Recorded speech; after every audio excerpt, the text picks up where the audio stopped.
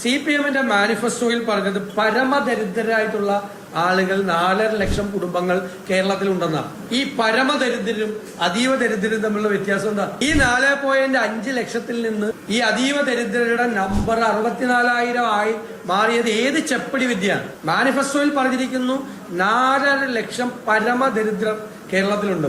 അത് പ്രോജക്റ്റ് ആയപ്പോ അത് 64,000 പേരായിട്ട് ഈ പരമദരിദ്രര് അതീവ ദരിദ്രരായിട്ട് മാറിയിരിക്കുന്ന കാര്യമാണ്.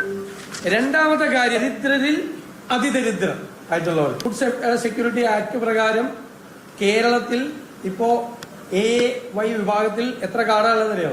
5,95,800 പേരുണ്ട്. ദരിദ്രരിൽ അതിദരിദ്രം.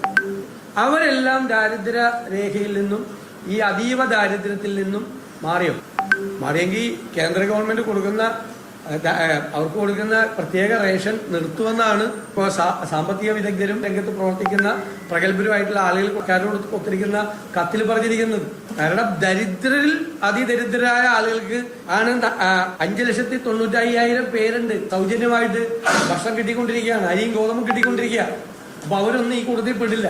എന്നിട്ട് സർക്കാർ ഒരു ലിസ്റ്റ് ഉണ്ടാക്കിയിരിക്കുകയാണ് 64,000 പേരുടെ പേര്. എന്താ മാനദണ്ഡം? പ്ലാനിംഗ് ബോർഡിന് എന്ത് റോളാണ് ഉണ്ടായിരുന്നത്? കേരളത്തിലെ സ്റ്റാറ്റിസ്റ്റിക്സ് ഡിപ്പാർട്ട്മെന്റിന് എന്ത് റോളാണ് ഉണ്ടായിരുന്നത്? എന്തായിരുന്നു ഇതിന്റെ ഒരു മെത്തഡോളജി? ഇത് സെലക്ട് ചെയ്യാൻ വേണ്ടിയിട്ടുള്ള മെത്തഡോളജി എന്തായിരുന്നു? അതിനെ ഒരു പ്രൊപ്പഗാൻഡ ലെവലിലേക്ക് കൊണ്ടുപോയി പ്രചരണത്തിന് വേണ്ടി ഇലക്ഷന് തൊട്ട് മുമ്പ് കേരളത്തിൽ അതീവ ദരിദ്രരില്ലാത്ത സംസ്ഥാനം എന്ന് പ്രഖ്യാപിക്കുന്ന രാഷ്ട്രീയ പ്രചരണമാണ് നടത്തുന്നത്. ഈ പാവപ്പെട്ടവരെ വെച്ച് അവർക്ക് നീതി കൊടുക്കാതെ അവരോട് നീതിപൂർവമായി പെരുമാറാതെ